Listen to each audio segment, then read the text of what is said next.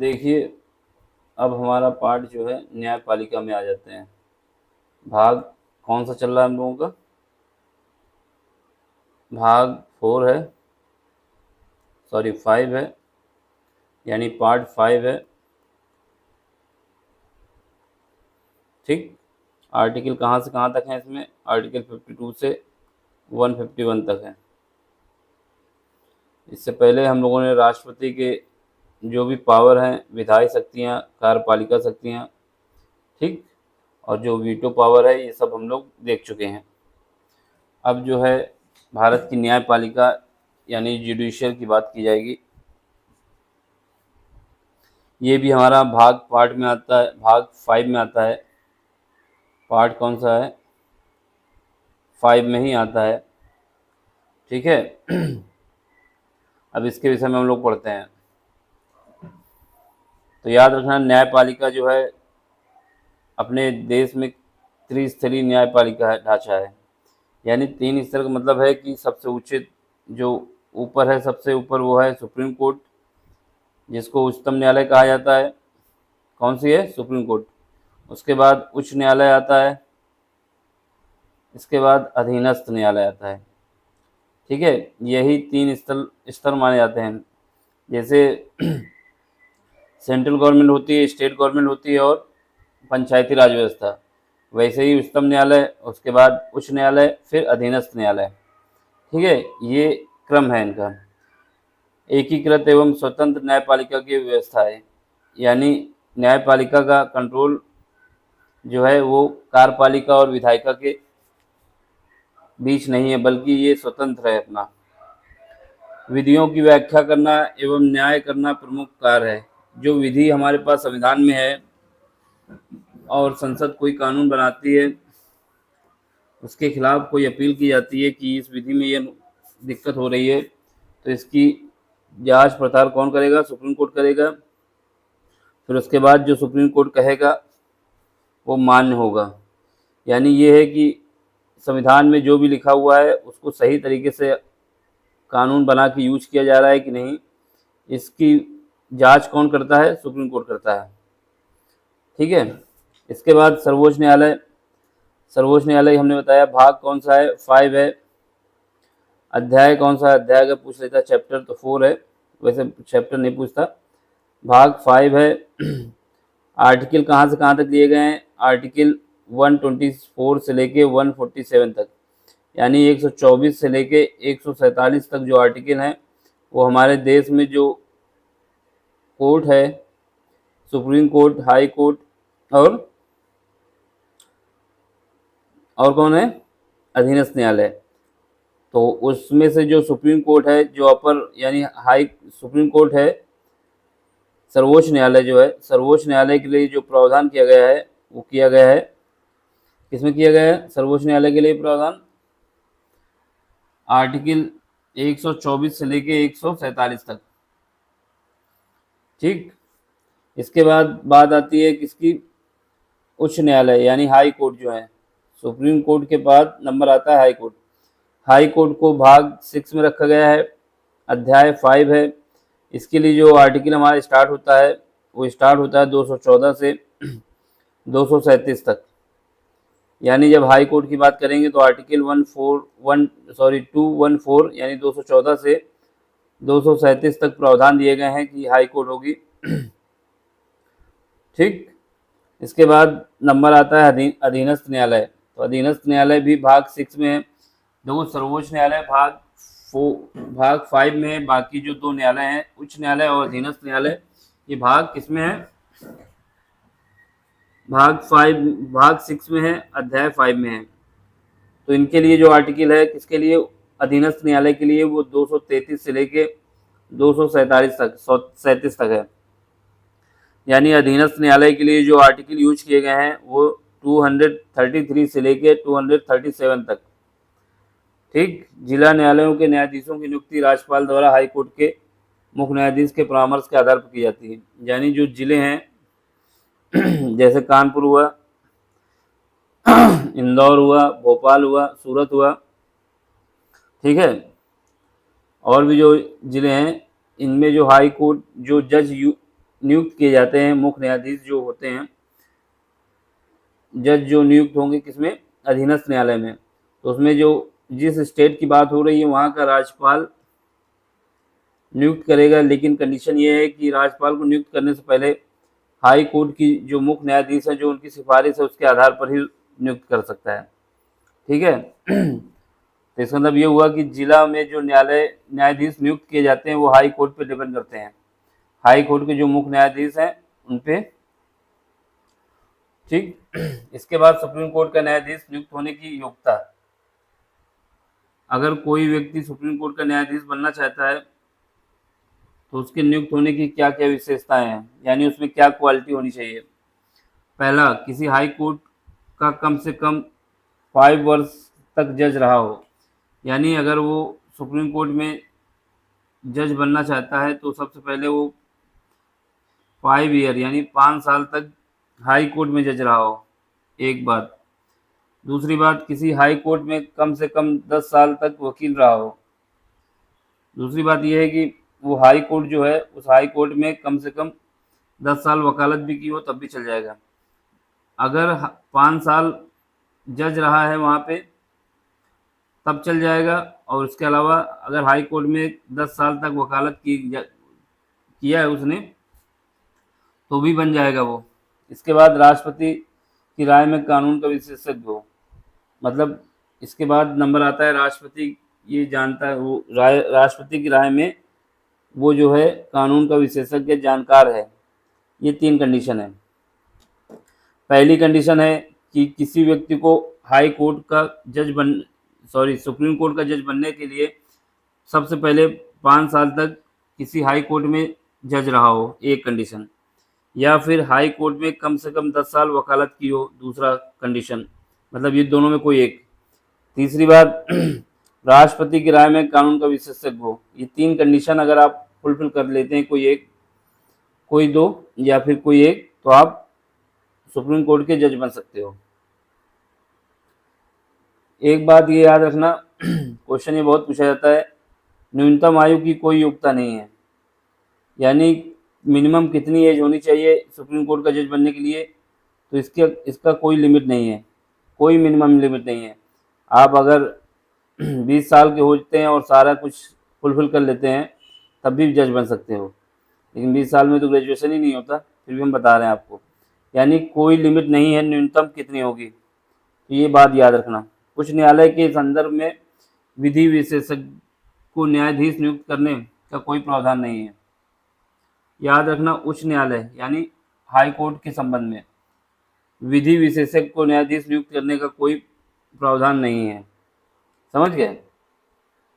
Supreme court के संबंध में है लेकिन उच्च न्यायालय के संबंध में नहीं है कि आप विधि विशेषज्ञ हैं तो आपको न्यायाधीश नियुक्त कर दिया जाएगा। जैसे सुप्रीम कोर्ट में था कि अगर राष्ट्रपति की राय में आप कानून विशेषज्ञ हैं तो बन सकते हो, लेकिन हाई कोर्ट के विषय में ये नहीं है। सुप्रीम कोर्ट के न्यायाधीशों का कार्यकाल जो होता है अधिकतम कितने वर्ष का होता है, 65 वर्ष का, ये याद रखना। न्यूनतम किसी की भी सीमा नहीं है, न सुप्रीम कोर्ट न हाई कोर्ट।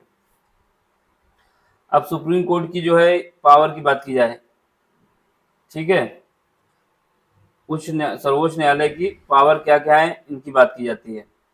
देखो, आर्टिकल हमारा जो 137 है ये इंपॉर्टेंट है। आर्टिकल 137, सुप्रीम कोर्ट दिए गए निर्णय की सुप्रीम कोर्ट पुनः समीक्षा कर सकता है।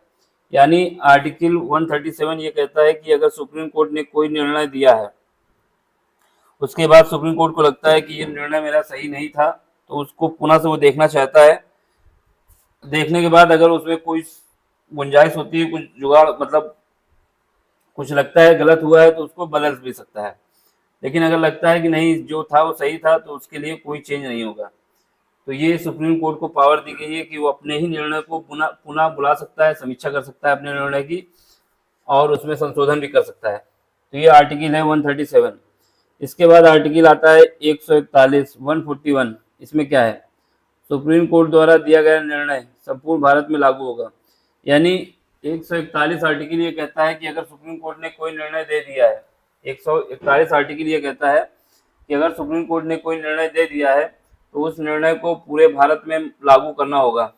अगर पूरे भारत में लागू कोई मानने से मना करता है तो उसके विरुद्ध ये होगा कि आपने जो कोर्ट ने आदेश दिया है उसका पालन नहीं किया है और आपने सुप्रीम कोर्ट के बात की अवहेलना की है, तो इससे क्या होगा, आपके ऊपर कार्रवाई भी हो सकती है। तो इसका मतलब है कि अगर सुप्रीम कोर्ट ने एक बार जजमेंट दे दिया कि ये मामला है तो उस मामले को पूरे देश में कहीं पर भी लागू किया जा सकता है, ठीक है, और उसको सबको मानना होगा। इसके बाद आर्टिकल आता है 147। ये याद रखना किसके तहत आपसे क्वेश्चन पूछ सकता है, किस आर्टिकल के तहत सुप्रीम कोर्ट ने अगर कोई निर्णय दिया है तो वो पूरे भारत में लागू होगा, तो बताएंगे 141, ठीक है। इसके बाद आर्टिकल आता है कौन सा, आर्टिकल आता है 143। इसमें क्या है, राष्ट्रपति संवैधानिक मामलों पर सुप्रीम कोर्ट से परामर्श कर सकता है। यानी अगर राष्ट्रपति को लगता है कोई संवैधानिक मामला फंस रहा है तो सुप्रीम कोर्ट के जो जज हैं, जो चीफ जस्टिस हैं, ठीक है, उनसे परामर्श ले सकता है। परामर्श को मानने के लिए राष्ट्रपति बाध्यकारी नहीं है। यानी अगर जज ने या सुप्रीम कोर्ट के चीफ जस्टिस ने कोई सजेशन दी है तो राष्ट्रपति के लिए बाध्यकारी नहीं है कि उसको मानना ही पड़ेगा, ठीक। तो सलाह के लिए अगर बात की जाए तो आर्टिकल कितना है, 143। इसके बाद नंबर आता है न्यायिक समीक्षा। न्यायिक समीक्षा की बात देख लो, आर्टिकल 13 और अनुच्छेद 32 के संयुक्त प्रभाव। आर्टिकल 13 और अनुच्छेद 32 के संयुक्त प्रभाव के माध्यम से भारतीय सुप्रीम कोर्ट ने न्यायिक पुनर्वलोकन की शक्ति प्राप्त की है। यानी जो हमारा आर्टिकल कौन सा है, 13 और आर्टिकल 32। आर्टिकल 32 कहता है कि फंडामेंटल राइट्स जो हैं अगर इनका हनन होता है तो आप सीधे सुप्रीम कोर्ट पहुंच सकते हैं। और आर्टिकल 13 कहता है कि आपका फंडामेंटल राइट्स में कोई, अगर आपके फंडामेंटल राइट्स में कुछ कमी आती है तब भी आप अपील कर सकते हैं। यानी आपके फंडामेंटल का हनन नहीं होना चाहिए, ये बात लिखी है अनुच्छेद 13 में। लेकिन आपके फंडामेंटल राइट्स का हनन होता है तो आप 32 के तहत सुप्रीम कोर्ट पहुंच जाएंगे, ठीक। तो इन दोनों का जो संयुक्त प्रभाव था, इससे जो सुप्रीम कोर्ट ने एक शब्द बनाया न्यायिक पुनर्वलोकन की शक्ति। यानी संयुक्त प्रभाव के माध्यम से भारतीय सुप्रीम कोर्ट ने न्यायिक पुनर्वलोकन की शक्ति प्राप्त कर ली। इसके बाद अनुच्छेद 132 के तहत कौन सा है, 132, याद रखना 132 है ये। 132 के तहत सुप्रीम कोर्ट भारतीय संविधान की व्याख्या के साथ ही विधि की व्याख्या करता है, ठीक है।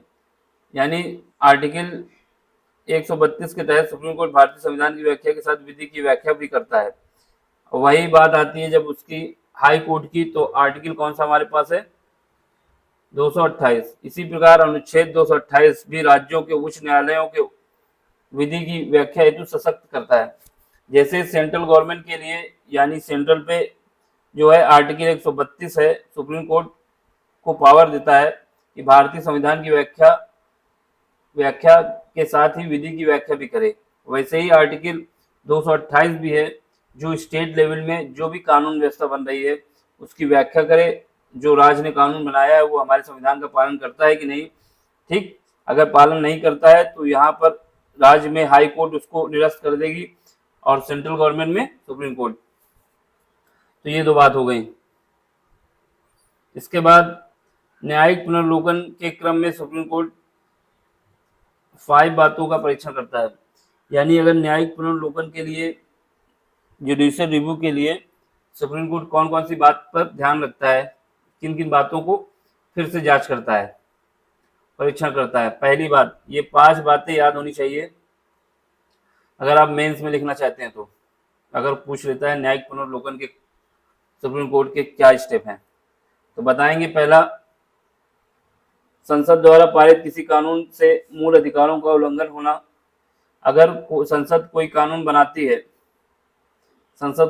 बनाती है और वो कानून हमारे मूल अधिकार, जो मूल अधिकार हैं, आर्टिकल कहाँ से लेके, आर्टिकल 12 से लेके 35 तक, ठीक। अगर इनका हनन होता है तो उनके विषय में भाग 3 पे, तो इनके विरुद्ध देखते हैं। अगर इनके विरुद्ध कुछ भी लगता है कि हमारे मौलिक अधिकारों, लोगों के मौलिक अधिकारों का हनन हो रहा है, तो सुप्रीम कोर्ट क्या करेगा, न्यायिक पुनर्विलोकन करेगा और उस बात को काट देगा। दूसरा पॉइंट, संविधान द्वारा स्थापित प्रक्रिया का उल्लंघन न हो, यानी जो संविधान ने प्रक्रिया बनाई है, जो प्रोसेस बनाया है, उसका उल्लंघन नहीं होना चाहिए। इसके बाद संसद द्वारा क्षेत्राधिकार संबंधी सीमा का उल्लंघन न हो, यानी जो संसद है ये ऐसा न करे कि स्टेट के हर विषय पर कानून बनाने के लिए तैयार है। यानी जो हमारे पास 7वीं सूची दी गई है जिसमें स्टेट लिस्ट, यूनियन लिस्ट और कॉन्करेंट लिस्ट दी गई है, तो ऐसा न हो कि स्टेट लिस्ट के मामले में भी संसद अपना अधिकार जमाता रहे और कानून बनाता रहे, तो इसका उल्लंघन होता है तब भी जांच कर सकता है। चौथी बात, संविधान के अन्य प्रावधानों का उल्लंघन, संविधान के जो अन्य प्रावधान है उनका भी उल्लंघन नहीं होना चाहिए। 5वीं बात है विधि के शासन तथा संविधान की सर्वोच्चता का उल्लंघन, यानी विधि का शासन तथा संविधान की सर्वोच्चता का उल्लंघन अगर ये भी होता है तब भी न्यायिक पुनर्विलोकन होगा। तो ये 5 बातें हमें याद रखनी है। पहला, मूल अधिकारों का उल्लंघन न हो, संविधान द्वारा स्थापित प्रक्रिया का उल्लंघन न हो, क्षेत्राधिकार संबंधी उल्लंघन न हो सुप्रीम कोर्ट का, संसद का सॉरी, अन्य प्रावधानों का उल्लंघन न हो, और विधि का शासन तथा संविधान की सर्वोच्चता। अगर संविधान की सर्वोच्चता नहीं मानी जाती तो उस बात को नल कर दिया जाएगा, यानी शून्य कर दिया जाएगा। इसके बाद देख लो न्यायिक सक्रियता क्या है। न्यायिक सक्रियता, ये कभी कभी क्वेश्चन पूछ लेता है कि न्यायिक सक्रियता क्या है। तो न्यायिक सक्रियता का तात्पर्य न्यायालय की उस भूमिका से है जिसके तहत वह विधायिका तथा कार्यपालिका को अपने संवैधानिक दायित्व का पालन करने के लिए आदेश देती है। न्यायिक सक्रियता का मतलब ये है कि विधायिका और कार्यपालिका में तो लगभग दोनों लोग समान होते हैं, यानी जो मंत्री होते हैं वो कार्यपालिका के सदस्य होते हैं, वो विधायक भी होते हैं और सांसद भी होते हैं, तो इन दोनों में तो मेल बना रहता है। तो ये जो चाहते हैं अपना एक करा लेते हैं, लेकिन न्यायिक सक्रियता से जो न्यायपालिका है वो इनके अगर लगता है कि ये संवैधानिक दायित्व का पालन नहीं कर रहे हैं तो इसके उल्लंघन के तहत वो कानून को वो रद्द कर देता है और आदेश देता है कि आपको ये करना है। तो यही न्यायिक सक्रियता है। तो न्यायिक सक्रियता का तात्पर्य न्यायालय की भूमिका से है जिसके तहत वह विधायिका तथा कार्यपालिका को अपने संवैधानिक दायित्व का पालन करने के लिए आदेश देता है। यानी आप ये गलत कर रहे हैं, आपको ये करना है, ये आदेश भी दे सकता है कौन? Supreme court. इसके बाद आता है क्या? इसके बाद भारत में न्यायिक सक्रियता के सिद्धांत को कब अपनाया गया था?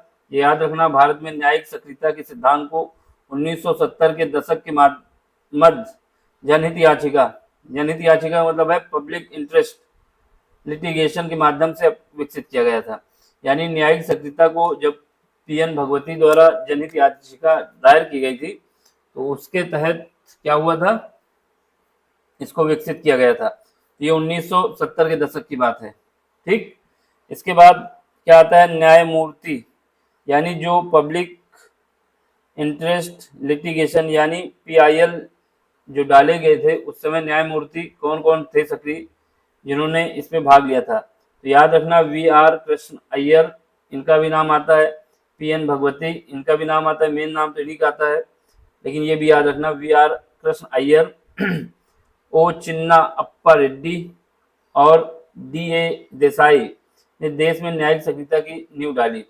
यानी इन सब का नाम याद होना चाहिए। अगर आपसे पूछता है कि आपको ये बताना है कौन से न्यायमूर्तियों ने न्यायिक सक्रियता की नींव डाली, और ऑप्शन देता है वी.आर. कृष्ण अय्यर, पीएन भगवती, ओ चिन्ना यप्पा रेड्डी और डी.ए. देसाई, तो आपको बताना है ये चारों लोग थे। ठीक, 1 2 3 4। इसके बाद जनहित याचिका की कहाँ से शुरुआत होती है देख लो पहले। ठीक, भारतीय संविधान या किसी कानून में परिभाषित नहीं है। अब आपसे पूछता है कि जनहित याचिका भारतीय संविधान में परिभाषित है, तो आप सोचेंगे अरे भैया ये तो पढ़े हैं तो सही लगा देंगे, ये गलत है, कहीं पर भी परिभाषित नहीं है। ठीक, कहीं पर डिफाइन नहीं की गई है। इसके बाद अंतर्राष्ट्रीय स्तर पर इस प्रकार का कोई उदाहरण नहीं है। यानी ऐसा भी नहीं है कि किसी देश में America, England, France, Britain, Canada, है ना, ये कहीं किसी भी देश में इसका कोई उल्लेख नहीं है। भारत की भौतिक अवधारणा है, भारत की मौलिक अवधारणा है, यानी भारतीयों के ही मन में आई थी एक बात, तो ये इनकी मौलिक अवधारणा है। जनहित याचिका सार्वजनिक हित की रक्षा के लिए मुकदमे का प्रावधान करता है, यानी सार्वजनिक हितों की सुरक्षा के लिए जनहित याचिका जो है वो केस दायर करने की अनुमति देता है। इसमें यह आवश्यक नहीं है कि पीड़ित पक्ष स्वयं अदालत में जाए, यानी ये भी आवश्यकता नहीं है कि जिसके ऊपर अत्याचार हो रहा है वही अपना अदालत जाएगा तभी माना जाएगा। इनके लिए कोई भी PIL दायर कर सकता है। ठीक, इसके बाद नंबर आता है न्यायिक संयम। ये भी शब्द पूछा जाता है, जुडिशियल रिस्ट्रिक्शन। इसमें क्या है? न्यायिक संयम न्यायिक व्याख्या का सिद्धांत है जो न्यायाधीशों को स्वयं अपनी शक्तियों के प्रयोग करने के लिए प्रोत्साहित करता है। ठीक है, न्यायिक संयम जो है, रिस्ट्रिक्शन जो है, न्यायिक व्याख्या का सिद्धांत है। जो भी न्यायाधीश हैं वो अपनी स्वयं की शक्तियों के प्रयोग करने के लिए प्रोत्साहित करते हैं, यानी अपनी शक्तियों का प्रयोग कर सकते हैं। इसके बाद नंबर आता है स्थानीय शासन। यहाँ पर इंपॉर्टेंट है, इससे हर बार UPPCS में क्वेश्चन तो पूछा ही जा रहा है। ठीक, सबसे ज्यादा इसका आर्टिकल पूछ लेता है, तो याद रखना। फिर इसके भाग भी पूछता है। स्थानीय शासन भाग 9। ठीक है, अगर पार्ट 9 की बात करेंगे तो यहाँ पर स्थानीय शासन की बात की गई है, पंचायती राज व्यवस्था की। और इसके लिए 73वां संविधान संशोधन किया गया था। कौन सा? 73वां संविधान संशोधन 1993 में किया था। कहीं पर लिख के आ जाता है 1992, तो ये मानना अगर 1993 नहीं है, 1992 दिया है तो ये भी सही है। फिर क्या हुआ था? भाग 9 73वां संविधान संशोधन 1992 या 93, इसमें क्या हुआ कि 11वीं अनुसूची जोड़ी गई और उस अनुसूची में 29 विषय रखे गए। कितने विषय? 29।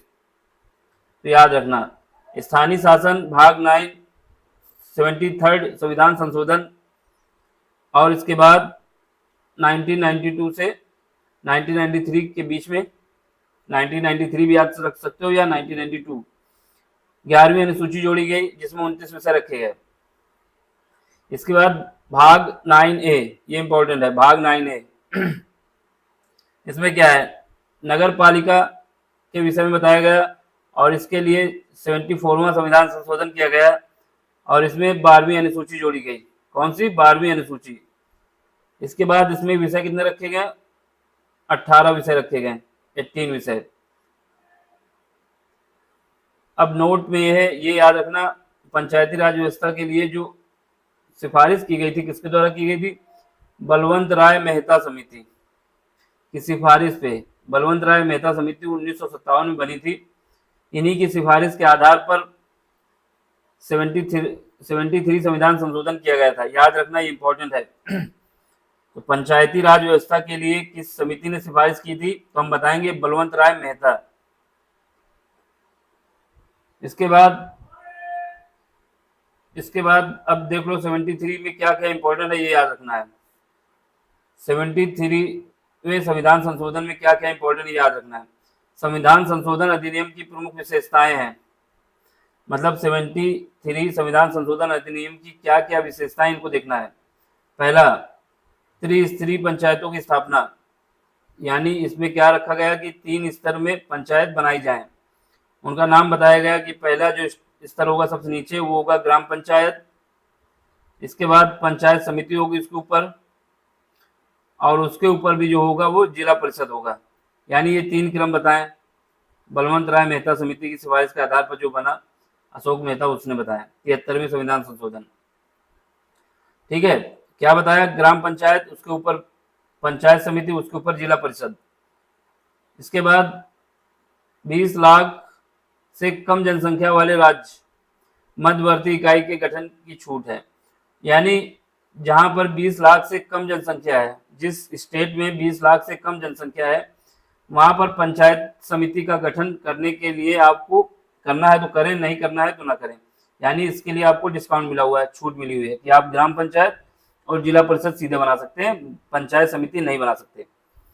इसके बाद ग्राम सभा के गठन का प्रावधान, न्यूनतम वयस्क जनसंख्या 200, यानी ग्राम सभा के गठन का प्रावधान न्यूनतम वयस्क जनसंख्या 200। ठीक है, ग्राम सभा के गठन का जो प्रावधान रखा गया कि अगर आपको ग्राम सभा बनानी है तो वहां पर अगर कम से कम न्यूनतम वयस्क जो 18 वर्ष से ऊपर हो चुके हैं या 18 वर्ष के हैं, उनकी जनसंख्या जो है 200 है अगर, तो आप वहां पर ग्राम सभा बना सकते हैं। ठीक, इसके बाद 2 बार बैठक होती है किनकी, जो पंचायत बनी है, ग्राम सभा बनी है, उसकी 2 बार बैठक होगी 15-15 दिन के पूर्व नोटिस में। मतलब एक महीने में 2 बार बैठक होगी, 15 दिन पहले ही बता दिया जाएगा कि अगली मीटिंग कब है। इसका अध्यक्ष कौन होता है ग्राम सभा का, तो बताएंगे मुखिया या सरपंच होता है। इसके बाद किसका नंबर आता है, जो इसमें सदस्य होते हैं। कौन होते हैं सदस्य, ये कौन कौन होते हैं देख लो। ठीक, अब इसके बाद बात होती है कि कौन से सदस्य होंगे जो ग्राम सभा के सदस्य माने जाएंगे, जिनको मत देने का अधिकार होगा। याद रखना, जिनकी आयु 18 वर्ष से ऊपर हो जाती है और उनका नाम जो है मतदाता सूची में आ जाता है, नाम पंजीकृत कर लिया जाता है, तो इस केस में वो वहाँ पे क्या है, सदस्य बन जाएंगे ग्राम सभा के। या क्या याद रखना है, सदस्य 18 वर्ष की आयु का प्रत्येक वयस्क, कोई भी हो वयस्क हो, 18 वर्ष पूरी कर लिया हो और अपना नाम जो है मतदाता सूची पर पंजीकृत करा दिया हो, तो वो वहाँ का ग्राम सभा का सदस्य बन जाएगा। बात होती है बैठक बुलाने की, तो बैठक बुलाने का अधिकार ग्राम प्रधान को दिया गया है, यानी ग्राम प्रधान जो है बैठक बुलाएगा। इसके बाद एससी और एसटी के लिए सीटों का आरक्षण आबादी के अनुपात में होगा, यानी जिस अनुपात में किसी विलेज में एससी एसटी के लोग हैं, उसी के अनुपात में उन लोगों को सीट दिया जाएगा कि आप इतनी सीटों में चुनाव लड़ सकते हैं।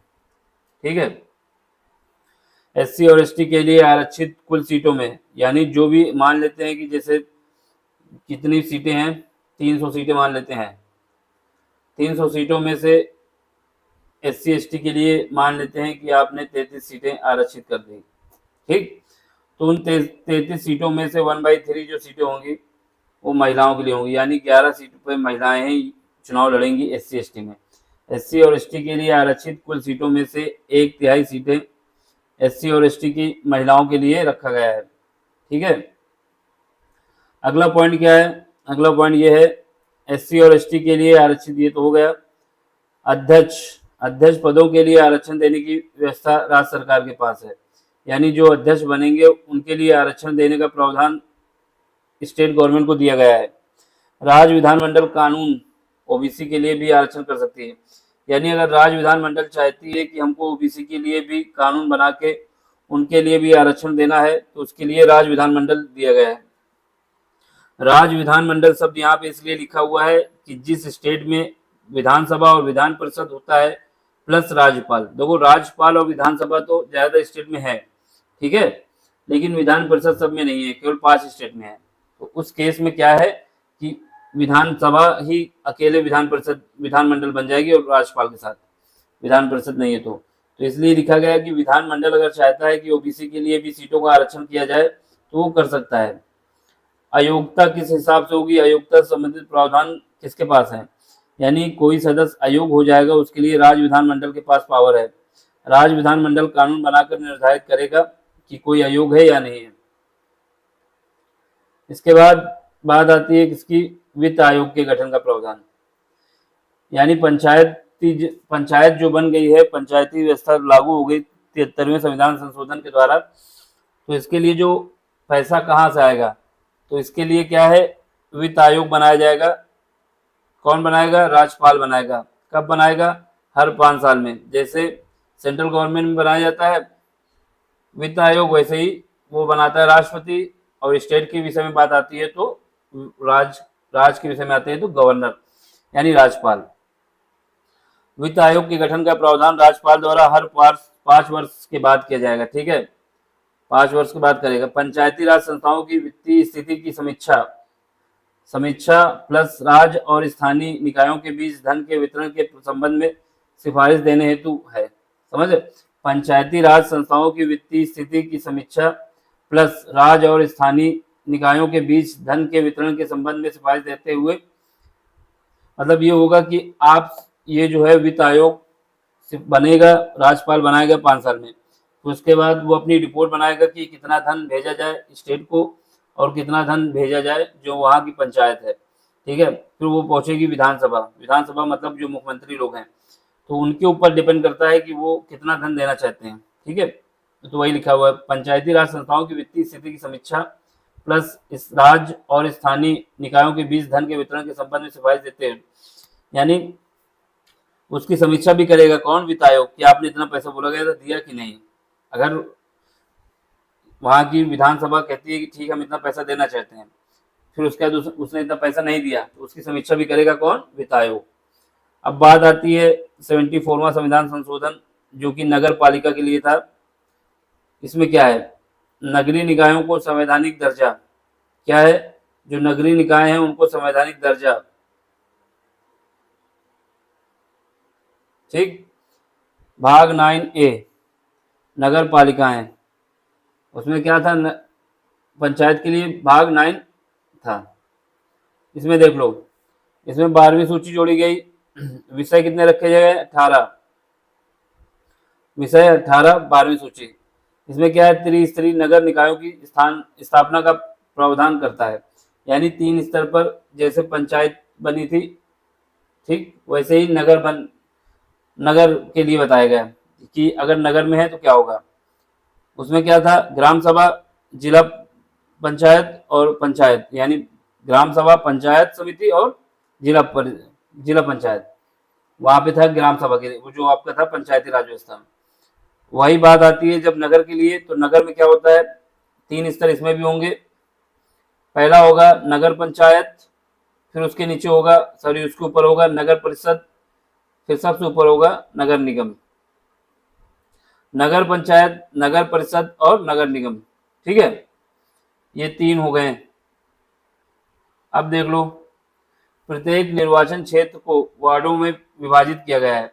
यानी जो निर्वाचन क्षेत्र हैं उनको किसमें बांटा गया है? वार्ड संख्या 1, वार्ड संख्या 2, ऐसे करके डिवाइड किया गया है। प्रत्येक निर्वाचन क्षेत्र को वार्ड में बांटा गया है। इन वार्डों से प्रत्यक्ष, यानी इनका जो चुनाव होता है, एक वार्ड से एक मेंबर चुना जाता है, तो इनका क्या होगा? इन वार्डों से प्रत्यक्ष निर्वाचन द्वारा प्रतिनिधि नगर निकाय के लिए चुने जाते हैं। तो यहाँ से क्या होगा? सब लोग वोट देंगे किसको? जो वार्ड से, जिस वार्ड से आपका सदस्य खड़ा है, तो वो वहां से जो मेंबर चुना जाएगा वो किसके लिए चुना जाएगा? नगर निकाय के लिए चुना जाएगा। और इनका चुनाव होता है डायरेक्ट। डायरेक्ट मतलब है ये चुने नहीं जाते, बल्कि पब्लिक, यानी इनको मनोनीत नहीं किया जाता, बल्कि पब्लिक द्वारा वोट देके डायरेक्ट चुना जाता है। अब वार्ड के लिए क्या है? 3 लाख या इससे अधिक की जनसंख्या वाले नगर निकायों में वार्ड समिति का गठन का प्रावधान है। यानी किसी नगर की जो आबादी है 3 लाख या 3 लाख से अधिक है, तो इस कंडीशन में वहां पे क्या है? निकायों में वार्ड समिति का के गठन का प्रावधान है कि उस वहां पे क्या बनाया जाएगा? नगर समिति। 3 लाख या इससे अधिक की जनसंख्या वाले नगर निकायों में वार्ड समिति के गठन का प्रावधान किया गया है, ठीक। आरक्षण तथा कार्यकाल संबंधी प्रावधान पंचायतों के समान है। आरक्षण तथा कार्यकाल संबंधी प्रावधान पंचायतों के समान है। जैसे पंचायत में आरक्षण की व्यवस्था की गई थी कि अगर किसी पंचायत क्षेत्र में ग्राम सभा में जितनी जनसंख्या है उसके आधार पर SC और ST को सीट दी गई थी, वैसे ही बात होगी किसमें? नगर पंचायत में, नगर निगम में क्या होगा? जितने SC ST के लोग होंगे उसी के आधार पर सीट दी जाएगी। तो उसके बाद बताया गया था SC ST में जो महिलाएं हैं उनका जितनी भी सीटें दी गई हैं उनमें 1/3 महिलाओं के लिए दी गई है, ये भी प्रावधान है। और अदर में भी यही केस है कि जितनी भी सीटें हैं उनमें से 1/3 सीटें महिलाओं के लिए अलग हैं। आरक्षण तथा कार्यकाल संबंधी प्रावधान पंचायतों के समान है। अब सुनो, राज्य विधानमंडल कानून बनाकर कर लगाने का अधिकार प्रदान कर सकती है। यानी राज्य विधानमंडल कानून बनाकर, अगर राज्य विधानमंडल को लगता है कि हमको इस पे कानून बना के कोई कर टैक्स करना है, तो वो राज्य विधानमंडल के पास है, ठीक है। राज्य विधानमंडल कानून बनाकर कर लगाने का अधिकार प्रदान कर सकती है, राज्य के पास है। फिर उसके बाद चाहती है कि जो नगर निगम है वहाँ की, वो इस पर अपना क्या करे? कानून बनाए, मतलब कानून बना के ये दे दे उसको पावर कि आप इस पे कर ले सकते हैं, तो नगर निगम वहां से कर लेती रहेगी, टैक्स कलेक्शन कर लेगी। अब इसके बाद वित्त आयोग के गठन का प्रावधान देख लो। वित्त आयोग के गठन का प्रावधान क्या प्रोसेस है? पहला जिला नियोजन समिति, जिले के लिए देख रहे हैं, जिला नियोजन समिति में केंद्र सरकार होगी सबसे ऊपर, नीचे से देखो ऊपर से फिर जाएंगे। सबसे नीचे स्तर पे कौन सा होगा, ग्राम स्तर पर अगर पहुंचते हैं तो क्या होगा, ग्रामीण स्तर होगा, और अगर नगर के लिए बात करते हैं तो नगर वार्ड। ये दोनों आपस में पैरेलल चलते रहेंगे, जिसके लिए पूछता है उसके लिए डायग्राम बना देंगे। ग्रामीण स्तर पर पूछता है तो ग्राम स्तर पर अगर पूछता है पंचायती व्यवस्था के लिए, और नगर पालिका के लिए पूछता है तो ये। तो सबसे नीचे कौन सी होगी, ग्रामीण स्तर। इसके ऊपर क्या होगा, तहसील होगा या फिर ब्लॉक होगा। फिर उसके बाद तहसील के ऊपर क्या होगा, जिला नियोजन समिति होगी। फिर उसके ऊपर क्या होगी, राज्य सरकार होगी, और सबसे ऊपर कौन होगा, केंद्र सरकार। ये जिला नियोजन समिति का क्रम है, यानी सबसे ऊपर कौन बैठा हुआ है, केंद्र सरकार, उसके नीचे स्टेट सरकार, उसके नीचे जिला नियोजन समिति, फिर उसके नीचे तहसील, और उसके नीचे ग्रामीण के स्तर पर ग्रामीण ग्राम सभा या वार्ड, नगर के स्तर पर वार्ड। अब ये होता है समाप्त। ये हमारा था 73 जो संविधान संशोधन हुआ था, और 74 उसके विषय में बताया। अब बात आती है दल बदल। दल बदल का मतलब ये है कि मान लेते हैं कि किसी पार्टी, बीजेपी एक तरफ है, दूसरी तरफ कांग्रेस है, ठीक है। अब कांग्रेस को जो है कितनी सीटें मिल गई, 272 में 275 सीटें मिल गई, ठीक। तो इसके बाद बीजेपी को जो है कितनी मिल गई, क्योंकि 272 चाहिए था, 272 अगर होगा 3 उधर कर दिए तो इनको मिल गई 269।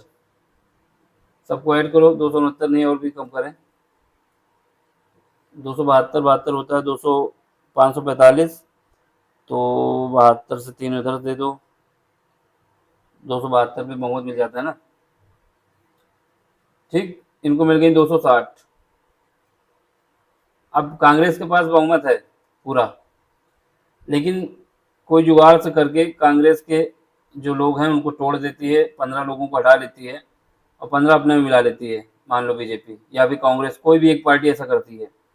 तो क्या हुआ, यहाँ पे जो लोग चुने गए थे वो लोग भाग के यहाँ आ गए, तो एक हिसाब से जनता के साथ धोखा हुआ ना। जनता ने इनके लिए चुना था और वो इस पार्टी में आ गए, उन्होंने अपना दल बदल लिया, यानी अपने पद को शिफ्टिंग कर दी इसकी ओर।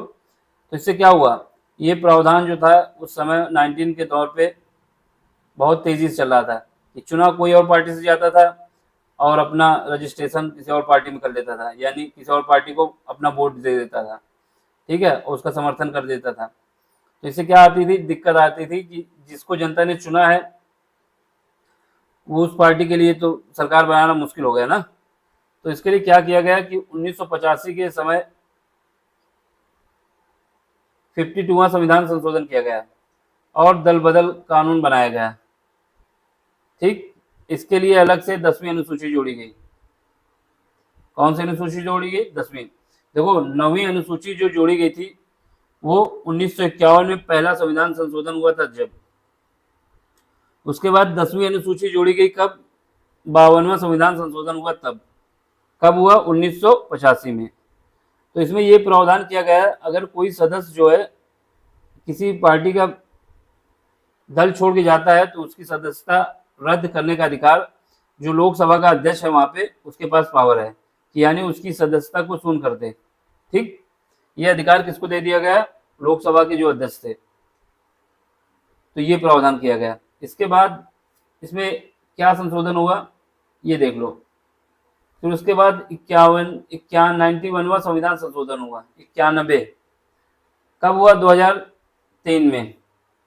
इसमें क्या रखा गया, इसमें यह किया गया कि ज़्यादातर लोग मंत्री बनने के चक्कर में जो है पार्टी छोड़ देते थे कि यहाँ पे हमको मंत्री बनने को नहीं मिला, दूसरी पार्टी में जाएंगे, वहाँ मंत्री बन जाएंगे। इस वजह से ज़्यादा लोचा होता था। तो क्या प्रावधान किया गया कि मंत्रिपरिषद का आकार प्रधानमंत्री सहित लोकसभा की कुल सदस्य संख्या का 15% से अधिक नहीं होना चाहिए, यानी जो भी प्रधानमंत्री है उसको मिलाते हुए और जो भी मंत्री बनेंगे वो जितनी भी सीटें हैं लोकसभा की कुल सीटें हैं उनका 15% से अधिक लोग नहीं मंत्री बन सकते। और वहीं राज्यों के लिए ये प्रावधान कर दिया गया कि वो 12 से ज्यादा नहीं बन सकते, यानी जितनी भी सीटें हैं उनमें 12% सदस्य बन सकते हैं। राज्यों के संबंध में मंत्रिपरिषद मुख्यमंत्री सहित न्यूनतम 12%, ये परसेंटेज है। तो सेंट्रल गवर्नमेंट के लिए 15 और स्टेट गवर्नमेंट के लिए 12%। यदि कोई सांसद या विधायक दल बदल के आधार पर अपनी सदस्यता खो देता है तो वह मंत्री पद धारण करने के लिए भी अयोग्य हो गए। मतलब जब उसकी सदस्यता चली गई, ठीक है, तो सदस्यता जाने के बाद भी हमारे वो व्यवस्था में ये, मतलब संविधान में ये है कि कोई व्यक्ति जो है अगर वो किसी भी सदन का सदस्य नहीं है तो 6 महीने तक मंत्री रह सकता है, ठीक है, यहाँ तक कि प्रधानमंत्री भी बन सकता है, लेकिन 6 महीने के अंदर उसको अपना किसी एक जगह या राज्यसभा या फिर लोकसभा में क्या करना होगा, अपनी सीट कंफर्म करनी होगी। तो इसके लिए क्या किया गया कि अगर आपके पास दल बदल कानून के आधार पर आपकी सदस्यता चली जाती है तो आप मंत्री बनने के योग्य भी नहीं होंगे। ठीक, इसमें कुछ छूट ये है कि अगर 2/3 लोग भाग जाते हैं किसी पार्टी से, ठीक है, 1/3 ही कहें या फिर 2/3 कहें, 1/3 भी जाते हैं अगर लोग, तो उस केस में उसके जो सदस्य हैं उनको अयोग्य घोषित नहीं किया जाएगा। ये डिस्काउंट है, बाद में देख बताएंगे क्या है। डिस्काउंट क्यों दिया गया है कि जब ज्यादा लोग जाएंगे तो कैसे पार्टी को आदेश नहीं है ना, तो ये याद रखना। दल बदल कानून कब बना था, इंपॉर्टेंट ये है, तो बताएंगे 1985 में। किस संविधान संशोधन के द्वारा, 73वें संविधान संशोधन के द्वारा, ठीक है। इसके बाद बताएंगे इसमें दल बदल कानून में 91वां संविधान संशोधन किया गया 2003 में। इसमें यह प्रावधान किया गया कि जो भी प्रधानमंत्री सहित जो भी मंत्री बनना चाहता है, यानी प्रधानमंत्री सहित जितने भी लोग मंत्री बनेंगे वो जनसंख्या जो है, हमारे टोटल जनसंख्या जो लोकसभा की है उसके 15% से ज्यादा नहीं होनी चाहिए। ठीक, जो भी बनेंगे 15% से ज्यादा नहीं होना चाहिए। ये इंपॉर्टेंट बात है, यहाँ पर लोकसभा लिखा हुआ है, अगर यहाँ पर राज्यसभा और लोकसभा दोनों होता तो संसद लिखा होता। ठीक, इस वजह से याद रखना।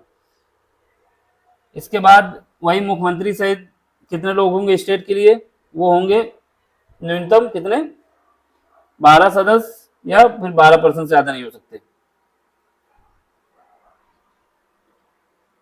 अब अगला कुछ देखो, इसमें क्या है, अब कैग के विषय में देखो। कैग के विषय में देखो, भारतीय संविधान में आर्टिकल 148 में इसका प्रावधान किया गया है कैग को। ठीक, कंट्रोलर और क्या है, कंट्रोलर ऑडिटर जनरल, ठीक, महान्यायवादी वो दूसरा है, उसके लिए आर्टिकल 76 है। ये क्या करता है, ये कंट्रोल करता है, जो भी खर्चा होता है सरकार का उस पे नजर रखता है ये। कैग के विषय में और सुन लो। कैग संघ, संघ मतलब यूनियन के लिए, कैग संघ की कार्यपालिका का एकमात्र ऐसा पद है जो राष्ट्रपति के प्रसाद पर नहीं है। यानी जो कैग बनेगा, कंट्रोलर ऑडिटर जनरल जो बनता है, ठीक है, उसके पास ये पावर है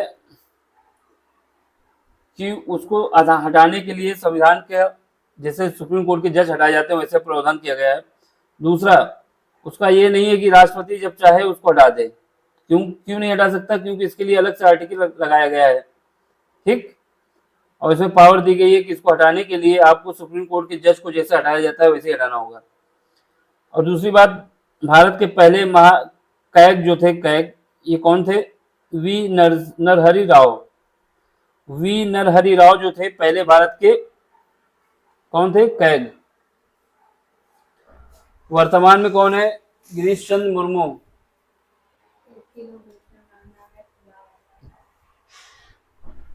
गिरीश चंद्र मुर्मू। फिर उसके बाद प्रमुख कार्य केंद्र और राज्य सरकारों के खातों की जांच करना। केंद्र और राज्य सरकार के खातों की जांच करना किसका काम है, कैग का। अब हमें क्या करना है, 5वीं अनुसूची से पढ़ना है, जो कि अगले लेक्चर में पढ़ेंगे। समझ में आया तो लाइक भी करना है, शेयर भी करना, सब्सक्राइब भी करना है। Thank you for watching.